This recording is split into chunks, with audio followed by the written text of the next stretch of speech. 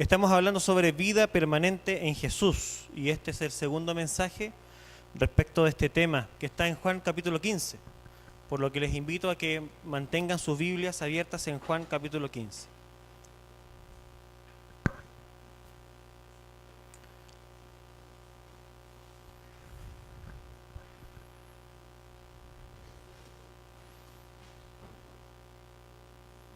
Vamos a intentar hoy llegar al verso 6. Y si podemos más, perfecto.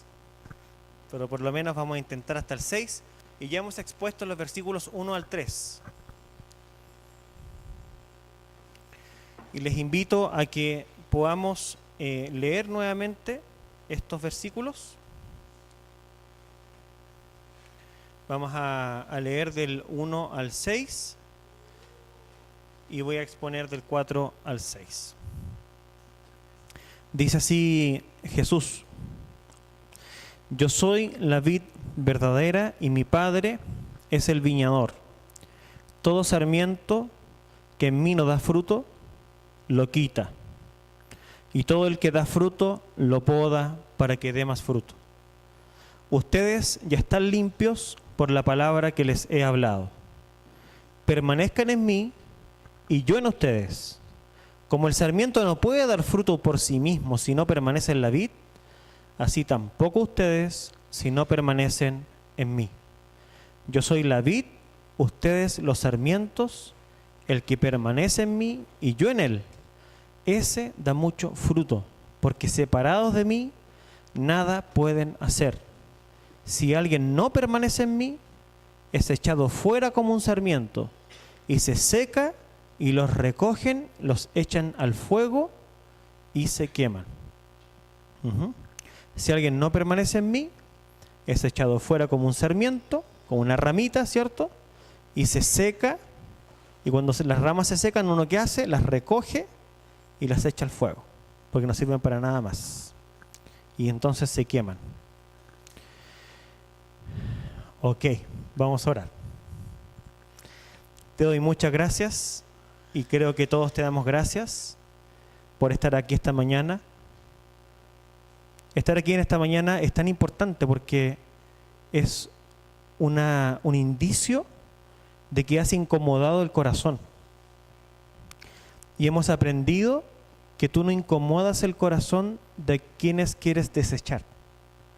Tú incomodas el corazón de las personas con las cuales quieres tener una relación. Y eso es motivo de gratitud. Darte gracias porque aunque entendamos mucho o poco, podemos discernir que tú quieres algo. Y eso es muy importante para tu pueblo y para cada uno de nosotros. Por eso pedimos que al exponer tu palabra, tu luz alumbre nuestro corazón y podamos alimentarnos de ella, modificar nuestro pensamiento a través de tu palabra, vincular nuestras emociones con nuestros pensamientos a través de tu palabra y gozar de ti, gozar de estar en ti, permanentemente en ti. Eso pedimos y pido esta mañana en el nombre de Jesús. Amén. Lo que ya hemos indicado, porque estamos ya avanzando en el capítulo, importante para que las personas que hoy día nos acompañan se puedan también sumar, es que Dios está interesado en relacionarse con nosotros. Es una tremenda noticia. No somos deístas, es decir, Dios no ha creado el mundo, le dio cuerda y lo abandonó. Y ahora estamos a nuestra suerte. No, Dios es inmanente. ¿Qué quiere decir eso? Que Dios creó el mundo y está involucrado con él. Y que Dios esté involucrado con el mundo y con nosotros es una tremenda noticia. Porque más allá que nosotros no entendamos muchas cosas que ocurren, los típicos temas de sufrimiento, violencia y tantas otras cosas que nos pueden perturbar, la tremenda noticia es que podemos pensar en esas cosas desde la base de que Dios está involucrado. Dios está involucrado con el mundo, Dios está involucrado con su iglesia, con nosotros. Y esa intención histórica de relacionarse de Dios con nosotros ha implicado acciones concretas de parte de Dios para establecer una relación con nosotros. Una relación permanente, miren qué interesante es, Una relación permanente de amor y de alegría con nosotros. Una relación con Dios es una relación permanente, es de amor y es de gozo, es de alegría. Vivir con Dios no es una carga, es una satisfacción, es una plenitud del corazón, es paz, es vivir tranquilo, es vivir reposado aunque las circunstancias no parezcan buenas. Jesús es un punto de inflexión en todo este proyecto de Dios de relacionarse con nosotros. Y eso ya estamos entrando en el texto. Es un punto de inflexión. Porque Él estaba prefigurado en la antigüedad y la salvación era dada a través del pueblo judío, a través de la conexión con ese pueblo, a través de la conexión con sus ritos, a través de la conexión con la ley, con los sacrificios, porque todos ellos preanunciaban algo más importante, que era el propio Señor Jesús. Pero ahora las cosas desde que Jesús vino son claras. Y ahora nosotros podemos conectarnos no a través de medios humanos o tangibles, materiales, como el pertenecer a un pueblo y tener una libreta de que has nacido allí, sino a través de un vínculo espiritual con Jesús, a través de la fe. Y a través de esa fe la vida fluye en nosotros. Eso es lo que se está presentando acá en este texto. Y Jesús ha partido su discurso diciendo lo que está del versículo 1 al 3, de lo cual hemos derivado 3 enseñanzas fundamentales y a partir de aquí entro en el texto, para que nos recordemos, ¿ok? Lo primero es que Jesús dice, yo soy la vid verdadera. O sea, Jesús es el centro de la vida con Dios. Eso hemos estudiado en los grupos pequeños. Lo segundo, que los que no estén conectados con Él serán cortados. Yo soy la vid verdadera, mi Padre es el viñador o labrador, ¿cierto? El que está en mí, ¿cierto? Ese lleva fruto y se poda, pero el que no está en mí se corta y se echa fuera. Entonces, hay personas que están aparentemente ligadas a Jesús, pero que no tienen fruto y Jesús las corta, o Dios las corta porque Él es el viñador y las echa fuera. Pero por otra parte, los que están conectados a Él reciben un trato especial que se llama poda. Y ese trato es un trato de perfeccionamiento, de cambio del corazón y de cambio de la mente. Es decir, una vez que hemos conectado con Dios en Jesús, Dios empieza una labor que dura hasta el fin de nuestra vida, en donde Él busca perfeccionarnos a través de su trato, que a veces es doloroso, en donde Él busca que su Hijo sea forjado en nosotros. Hasta ahí estamos. Eso tengámoslo como preámbulo.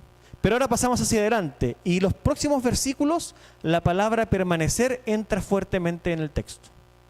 Fíjense cómo se repite. Permanezcan en mí y yo en ustedes. Como el sarmiento no puede dar fruto por sí mismo, si no permanece en la vid, así tampoco ustedes, si no permanecen en mí. Yo soy la vid, ustedes los sarmientos. El que permanece en mí y yo en él, ese da mucho fruto. Porque separados de mí, nada pueden hacer. Si alguien no permanece en mí, es echado fuera como un sarmiento y se seca y lo recogen, los echan al fuego y se queman. ¿Cuántas veces se repite la palabra solamente en este segmento? 1, 2, 3, 4, 5 veces. Permanencia. Es el concepto que ahora se empieza a desarrollar y está permeando el capítulo completo. ¿Cuándo permanecemos? Vamos a partir con eso. Yo sé que muchos están ahí con la duda porque la semana pasada terminé diciendo que iba a hablarles qué era el fruto. Todos preguntaron, ¿qué es el fruto? Están preocupados. Para ver si tienen fruto, si no lo van a cortar. ¿Ah? Están ahí preocupados. Pero tranquilo, porque el fruto es un efecto. No se puede disfrazar. Entonces lo importante primero ahora es atender a qué es permanecer. Porque si logramos permanecer, el fruto se produce solo. Así que, respiren. Y creo que es de sumo sentido común que permanecemos cuando permanecemos firmes. Cuando perseveramos firmemente en el tiempo, ante los cambios, ante la adversidad, ante los desafíos que la vida con Jesús nos presenta. Se me ocurrieron esos 3 términos que creo que son importantes, fíjense ustedes. Los cambios pueden producir inquietud. Cuando uno está acostumbrado a vivir de cierta forma, y Jesús te cambia tu forma, tus circunstancias, te coloca en otro escenario, Cuando te lleva a un nuevo estado en tu vida, eso puede traer un tambaleo, una condición difícil, cambio.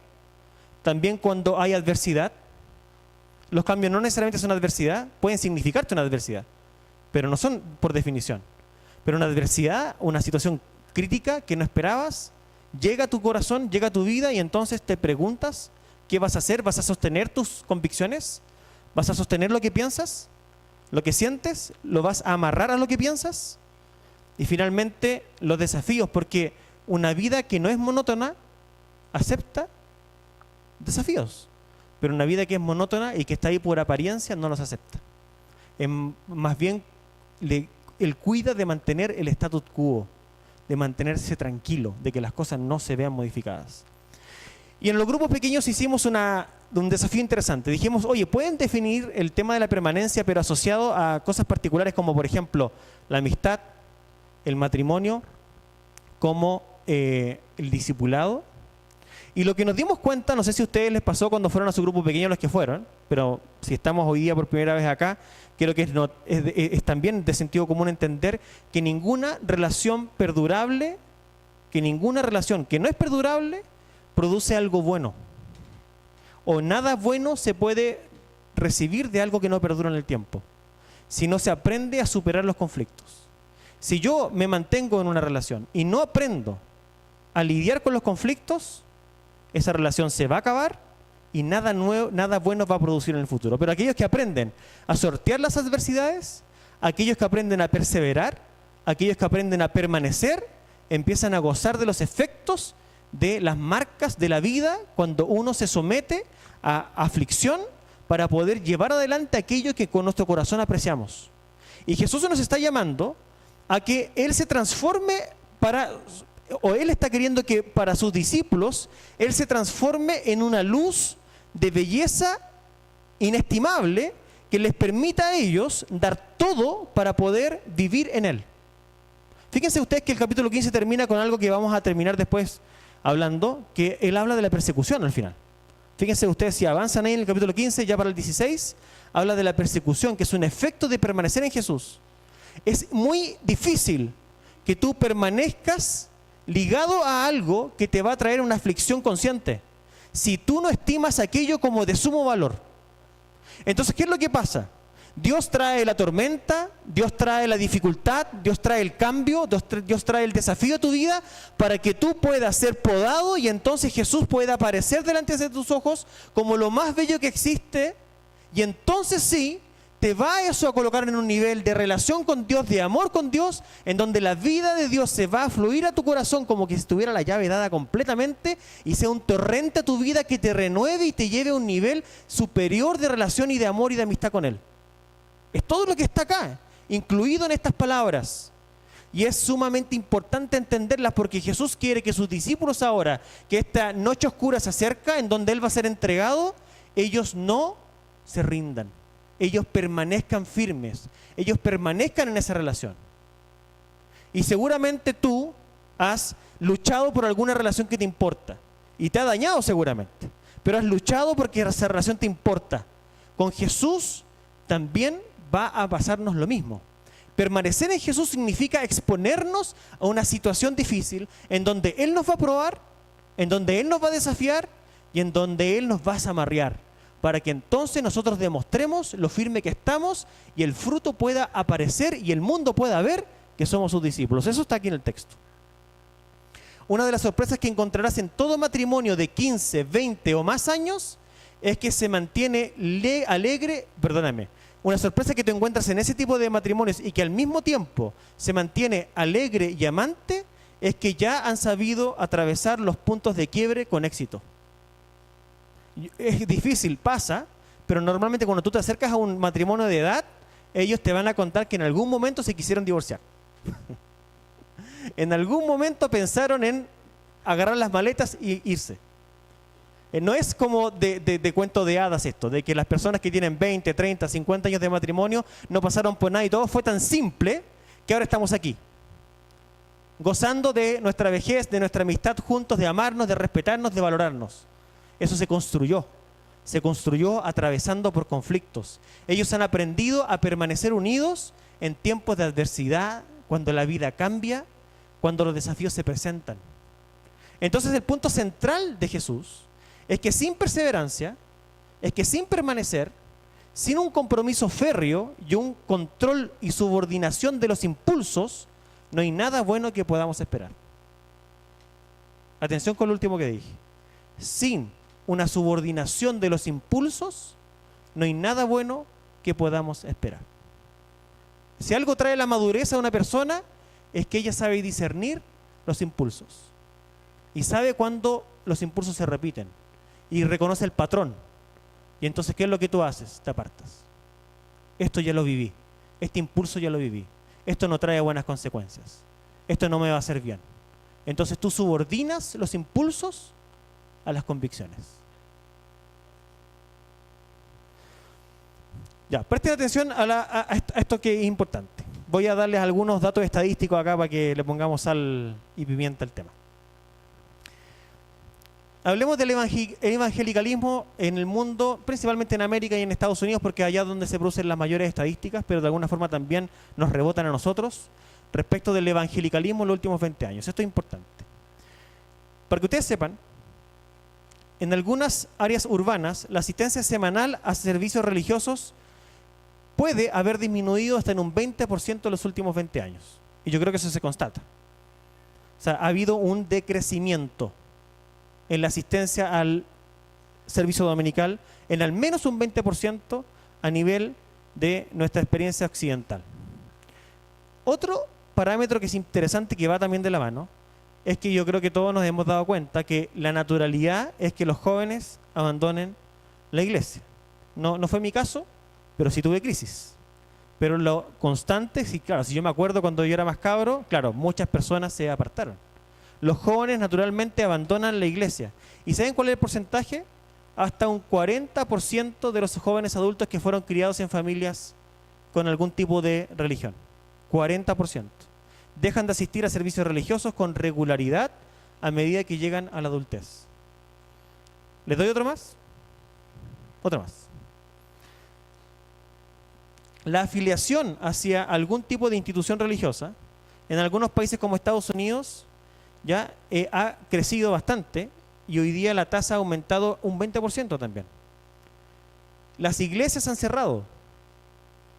Podemos ir al caso europeo. Hoy día las iglesias se venden como museos, como hoteles, como casas, porque no hay quien vaya a esas iglesias.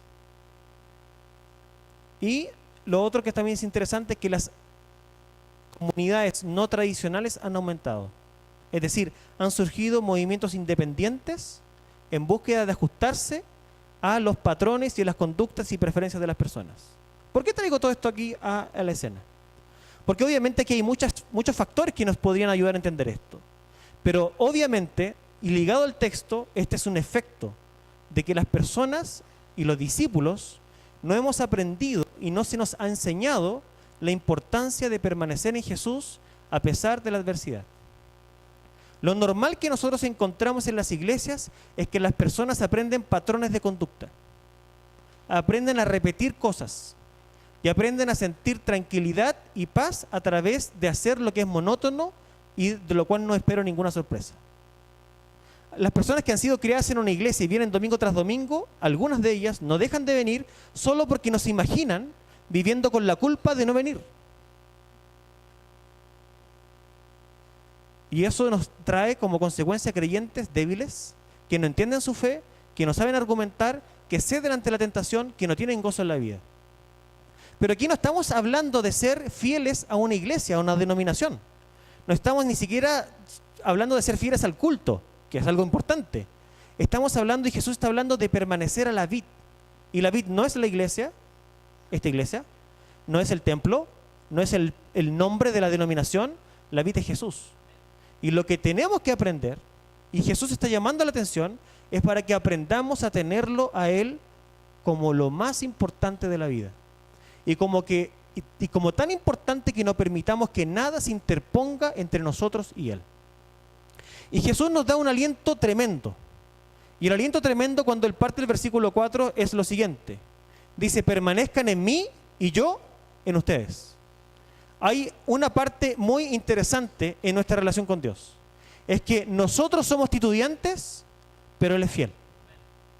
O sea, la garantía, el gran porcentaje de éxito que nosotros tenemos al embarcarnos en este desafío es que hay una parte que nunca va a fallar. Jesús nos está invitando a desarrollar una relación en donde Él siempre será fiel, en donde Él nunca dejará, en donde Él nunca dejará de escuchar, en donde Él permanecerá firme en tiempos de angustia cuando tú te sientas solo, decepcionado, acabado, desmotivado. Y eso es tremendo y debe ser albergado en nuestro corazón. Para que esas estadísticas no te toquen a ti y tú no seas parte de esos números, tú debes aprender a mirar a Jesús y deleitarte en Él.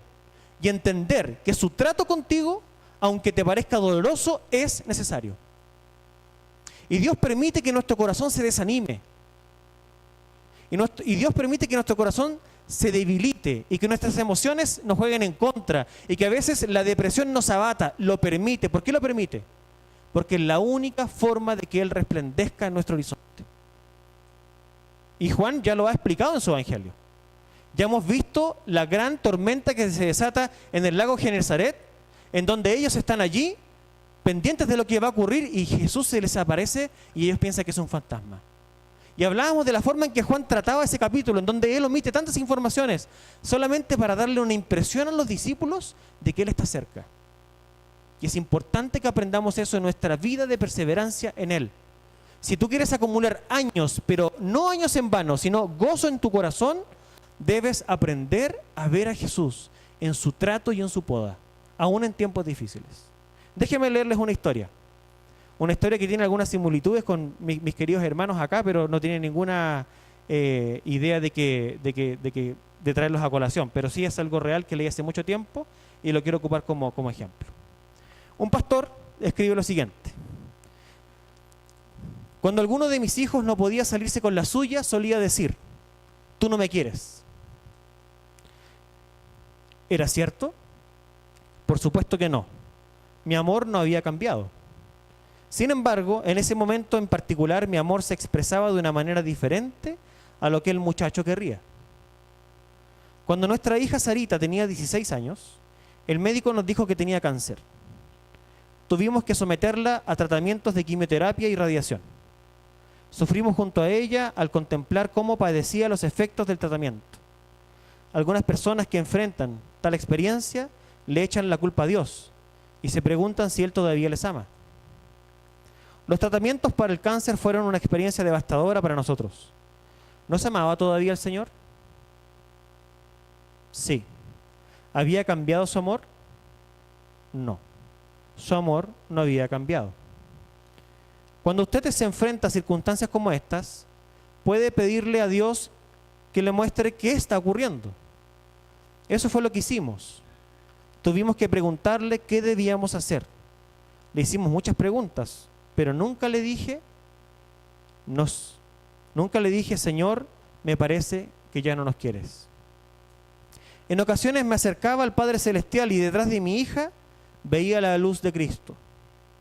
Le decía a Dios: Padre, nunca permitas que yo vea las circunstancias y cuestione tu amor por mí. Ese amor quedó demostrado en la cruz y no ha cambiado y nunca cambiará. Fue nuestra relación de amor con el Padre Celestial lo que nos sostuvo en ese tiempo tan difícil. Fue nuestra relación de amor con el Padre Celestial y, por cierto, la fidelidad de Dios la que nos sostuvo en ese tiempo tan difícil. Cualquiera que sean las circunstancias, su amor jamás cambia. Mucho antes de la experiencia del cáncer de nuestra hija, yo había tomado la determinación: cualquiera que fueran las circunstancias, siempre las miraría a la luz de la cruz de Cristo. En la muerte y resurrección de Jesucristo, Dios me convenció de que me amaba. La cruz, la muerte de Jesucristo y su resurrección son la expresión completa de que Él nos ama. Jamás permita que su corazón cuestione el amor de Dios.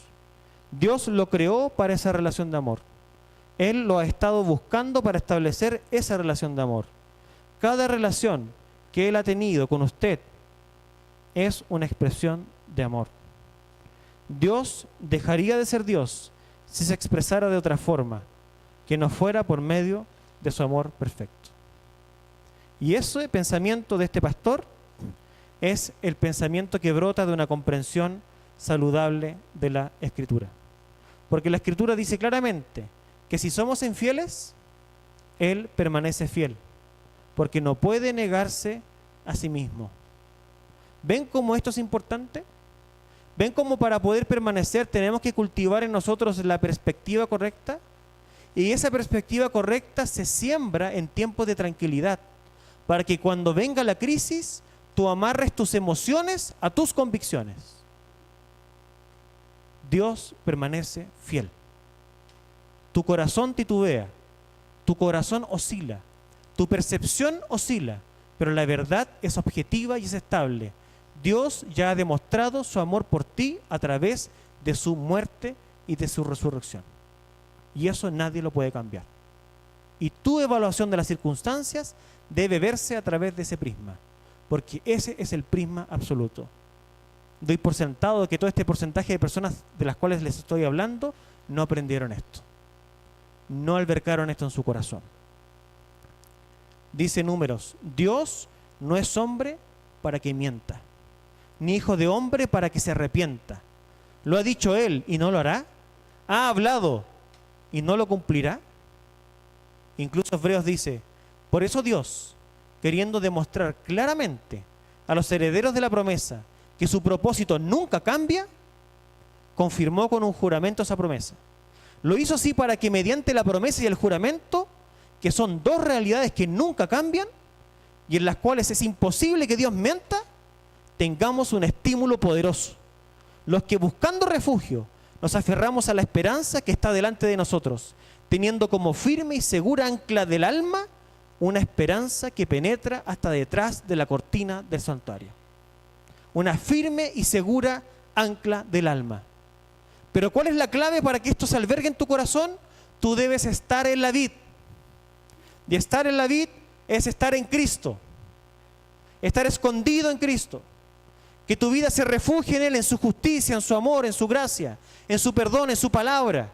Estar completamente rendido bajo su soberanía y no impedir que ningún otro ídolo, ni ninguna emoción, ningún pensamiento pese más que sus palabras. Debemos prestar atención a Pablo. Miren lo que dice a los Efesios. Agua. No solo de pan vivirá el hombre, sino de agua también. En otro tiempo, ustedes estaban muertos en sus transgresiones y pecados, en los cuales andaban conforme a los poderes de este mundo. Se conducían según el que gobierna los aires, según el espíritu que ahora ejerce su poder en los que viven en la desobediencia. En ese tiempo, también todos nosotros vivíamos como ellos, impulsados por nuestros deseos pecaminosos. ¿Quién gobernaba sobre nosotros antes de que Cristo apareciera? Nuestros impulsos pecaminosos. Nuestros impulsos son los que mandan. Vivíamos de forma instintiva como animales, sin valores que nos rigieran, siguiendo nuestra propia voluntad y nuestros propósitos. Como los demás, éramos por naturaleza merecedores de la ira de Dios. Pero ojo con esto. Pero Dios, que es rico en misericordia, por su gran amor por nosotros, nos dio vida con Cristo. Nos dio vida con Cristo, aun cuando estábamos muertos en pecados. Por gracia ustedes han sido salvados. Y miren acá la expresión.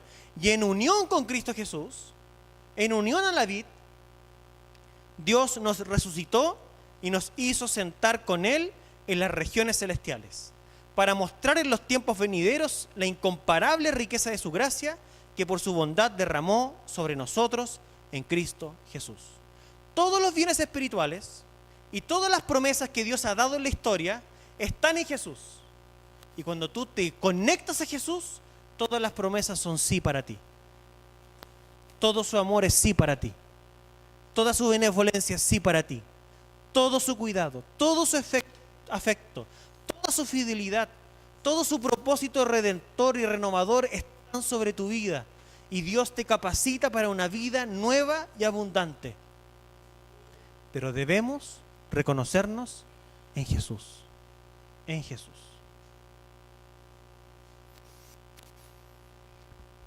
Ahora sí, cuando una persona entiende el amor, entiende la fidelidad, entiende la persistencia de Dios, cuando entiende su plan inquebrantable y fiel, cuando entonces se siente indefectiblemente animada y estimulada a permanecer. Y cuando eso ocurre, ¿qué pasa? Se produce un fruto abundante. Y ahora sí les puedo hablar de fruto. Pero no cambies el orden de la ecuación. No pienses que tú, cultivando los frutos, vas a estar anclado en Cristo. Tú debes anclarte en Cristo, reconociendo tu humanidad, tus pecados, tu sencillez, tu imperfección. Y Dios hará en ti brotar un espíritu de justicia. Un espíritu de justicia. Ya, vamos al texto. ¿Cómo damos fruto? Me queda tiempo, ¿no? Sí, ya. Si no me pegan después, no hablé de los frutos, ya. Ya, vamos al versículo 8. ¿Ok? Vamos a partir por ahí. ¿Cómo damos fruto? ¿Qué es el fruto? Veámoslo en el texto. En esto es glorificado mi Padre, en que den mucho fruto, y así prueben que son mis discípulos. Déjenme abrir yo mismo el versículo 8.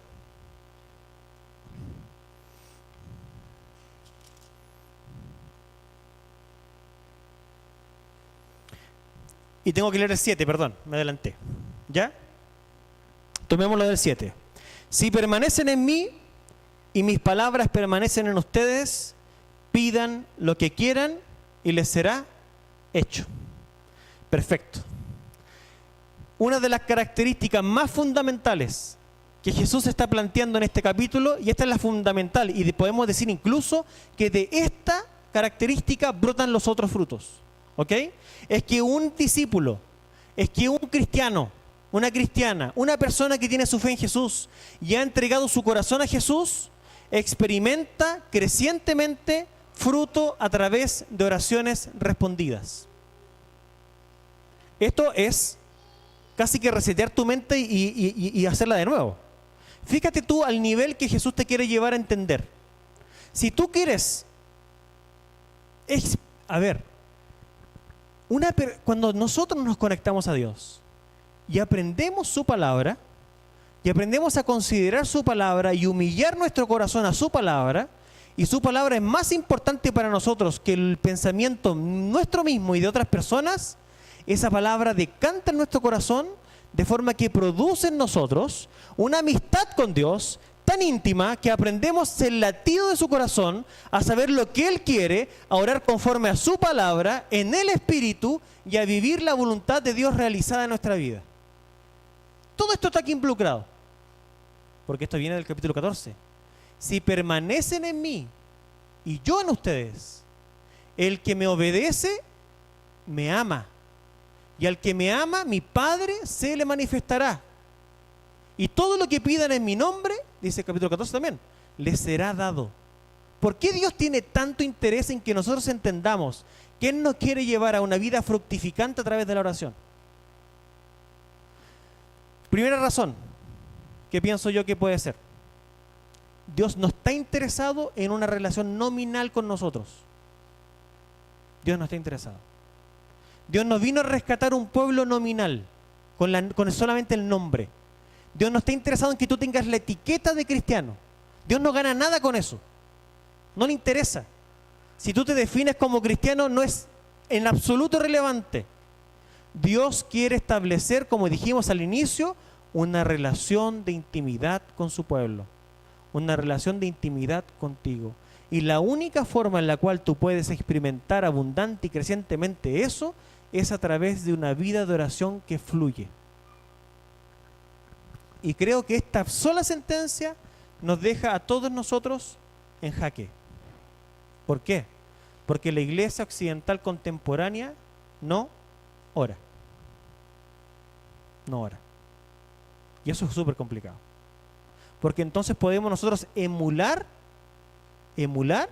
la idea o la sensación de ser de Él, cuando en realidad no estamos seguros de aquello.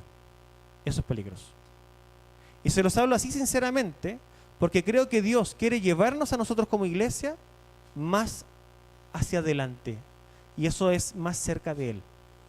Nosotros tenemos que entender, tú, cada uno de ustedes que está aquí hoy día, yo mismo, que no existe vida hacia adelante con Dios sin más intimidad, sin más conocer su corazón y sin más vivir sus deseos. No es posible. No es posible. Normalmente nosotros estamos acostumbrados a orar así: Señor, bendice nuestra iglesia. Pero no es nuestra, es de Él.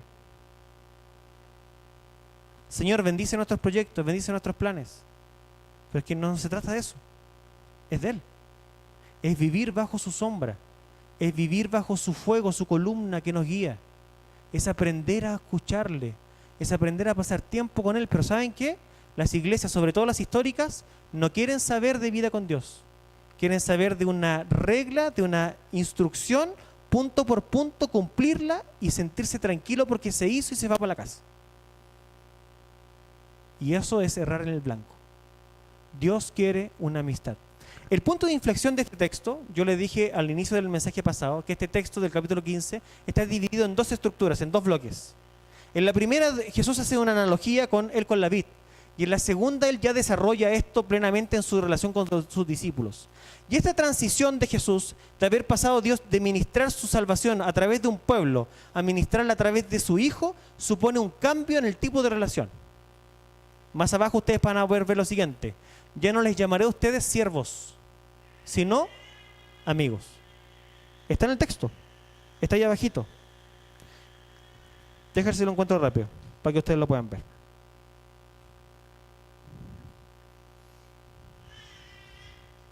Verso 15. Lo voy a leer, ¿ok? Para que vean que está escrito, no lo estoy inventando. 15:15.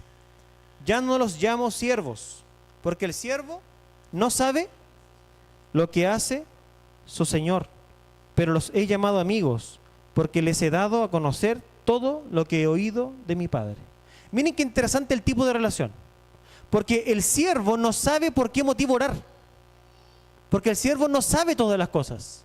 El siervo no tiene acceso a la intimidad del corazón del amo, pero el amigo es partícipe de todas las emociones, sentimientos y pensamientos. Y dice Dios que en esta nueva etapa, en donde Él nos invita a ser sus amigos, Él trae toda la verdad a nosotros. Entonces fíjate qué interesante. Santiago dice lo siguiente: ustedes oran, piden y no reciben. ¿Por qué no recibimos? Porque pedimos conforme a nuestros deseos malos, a nuestra concupiscencia, a la maldad de nuestro corazón. Entonces, esto es súper revelador, porque la única razón por la cual nosotros tenemos oraciones no respondidas es porque somos desobedientes. Es la única razón. Y no tenemos que buscar, ahí está clara la Escritura. Si nosotros no recibimos es porque no hemos aprendido a tener un corazón conectado con Dios. Dios quiere que tus oraciones sean respondidas. Dios quiere darte una vida abundante de oraciones respondidas. Dios quiere que nosotros como iglesia experimentemos su poder y su amor. Pero tenemos que abandonar nuestros caminos. Tenemos que abandonar nuestro pecado. Tenemos que abandonar nuestros afanes. Tenemos que abandonar lo que anhelamos en el corazón. Tenemos que rendirnos a Él. Y tenemos que aceptar que Jesús quiere tener una amistad con nosotros, en donde Él quiere caminar con nosotros y quiere calentar nuestro corazón mientras caminamos junto a Él. Pero si nosotros queremos simplemente que Jesús nos sirva como un amuleto, si queremos que nos sirva algo para apaciguar nuestra culpa de los pecados de la semana, y no queremos entrar en una relación con Él, vamos a ser estériles en la oración. Eso significa radicalmente que tú o vives una vida intensa con Dios, o tienes dudas en tu corazón, expectativa de la ira de Dios, expectativa de muerte, expectativa de orfandad, intranquilidad en tu corazón. No hay cómo. Pablo le dice a los Gálatas: Gálatas insensatos, habiendo partido por las obras del Espíritu, ¿van a terminar por la carne? Es decir, habiendo sido Cristo revelado completa y claramente delante de ti, ¿tú vas a obviar eso y seguir tus propios caminos viviendo por méritos?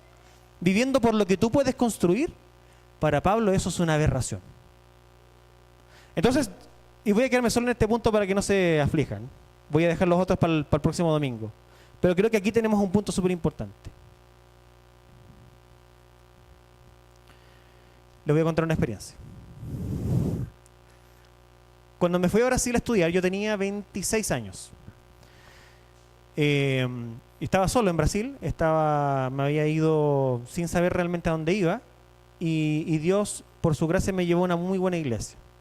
Y en esa etapa me acuerdo que yo estaba, el pastor de la iglesia me dijo, yo no hablaba casi nada portugués, hablaba jerigoncio, ¿ah? Y el pastor de la iglesia me dice, Rodrigo, mira, en realidad, júntate con los jóvenes, ve ahí, trata de estar bien con ellos, mientras tanto te acomodas, digamos. De alguna forma me estaba diciendo que me hiciera cargo de los jóvenes. Eso es lo que me quiso decir, en otras palabras. Pero en esa época no había grupo de jóvenes en la iglesia. Yo era seminarista y los seminaristas estamos para servir en las iglesias, digamos, para poder apoyar los trabajos que se hacen en las iglesias locales. Y me acuerdo que en esa época el grupo de jóvenes ahí tenía un quiebre. Yo llegué después de ese quiebre. Había un grupo grande y habían habido problemas entre los jóvenes, temas que no vale la pena hoy día llamar. Y quedaban como solamente 4 personas. Y me recuerdo que en esa ocasión yo tenía una costumbre y era que todos los días en el edificio donde yo vivía había una azotea. Y en la azotea uno podía ir, ¿ya? Así que uno se podía ir tirar también, ¿ah? No, pero si uno podía ir, había un muro, no creo que nadie se tiró hasta donde yo sé. Pero yo subía a la azotea y me iba para allá porque donde yo vivía compartíamos el departamento con 6 estudiantes. O sea, yo era el sexto, con 5 más. Y era un departamento no muy grande, entonces ustedes podrán imaginar los olores de ese departamento. ¿Ah? Entonces orar ahí no era muy fácil, ¿ah? Uno no se concentraba fácilmente. Así que lo que hacía era que después de que llegaba de los estudios, y después de almorzar, me iba para la azotea y ahí yo había hecho un compromiso de orar a Dios todos los días y de ir a buscarle, de ir a buscar su rostro. Y uno de los textos que me animó profundamente a eso fue haber estudiado Éxodo. Cuando en Éxodo el Señor saca a su pueblo de Egipto y llama a Moisés a conducirlo, se produce una situación muy compleja. La situación en la cual el pueblo, desechando lo que Dios había hecho, como los Gálatas más o menos, desechando lo que Dios había hecho, ellos se construyen para sí un becerro de oro. ¿Se recuerdan de esa parte, cierto? Y hacen un becerro de oro con sus joyas, con sus bienes, y lo adoran. Entonces el Señor en ese tiempo le había dado las tablas de la ley a Moisés. Y cuando Moisés llega y ve lo que estaba ocurriendo, él en su ira rompe las tablas. Estaba muy decepcionado Moisés. Luego el Señor llama a Moisés nuevamente, hablan los dos y el Señor le manifiesta que él está muy apesadumbrado por lo que el pueblo estaba haciendo. Dice el Señor incluso que él tenía ganas de destruir el pueblo. Y ahí aparece Moisés y aparece él como un intercesor. Y Moisés le dice a Dios, no, Señor, no destruyas este pueblo, dale otra oportunidad. Y el Señor le dice a Moisés, Moisés, yo te puedo destruir este pueblo completito y te hago otro nuevo, para que tú vayas a poseer la tierra prometida.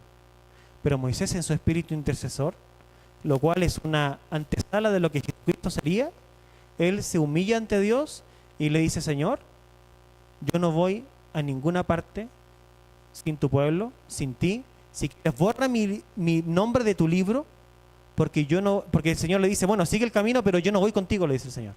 Mandaré a mi ángel delante de ti.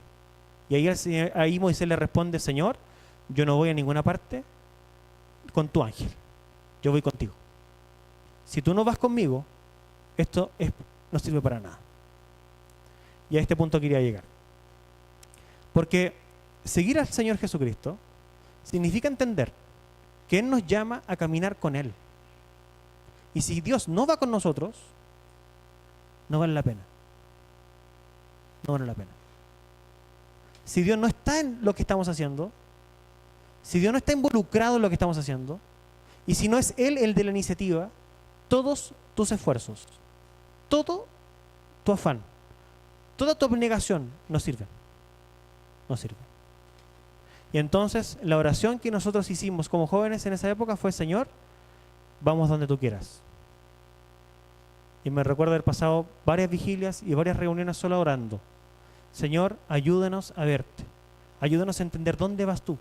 ¿Qué quieres de nosotros? Cuando tú oras en esa dirección, Dios cumple todo lo que tú pides. Porque estás pidiendo conforme a su voluntad. Porque sus propósitos están en tu corazón. Y quiero invitarte a que hoy día nos vamos de acá pensando en eso. Pensando en que tu vida no tiene sentido sin Él. En que si Dios no está contigo, si Dios no está con tu vida, con tus planes, con tus decisiones, eres humo. Eres como la niebla que pronto desaparece. Nosotros queremos más los hijos de Dios.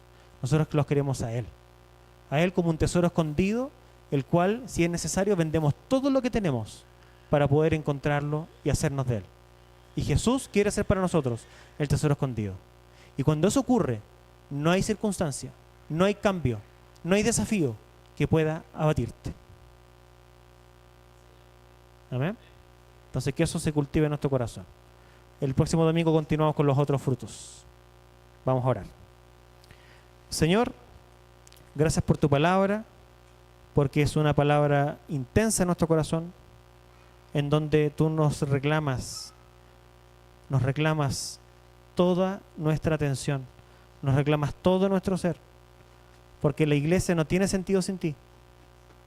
Por más bella que pueda parecer, por más llena de dones y talentos que pueda estar, por más lindo que sean sus edificios, por más pura que sea su teología, si tú no estás con tu espíritu, nada somos.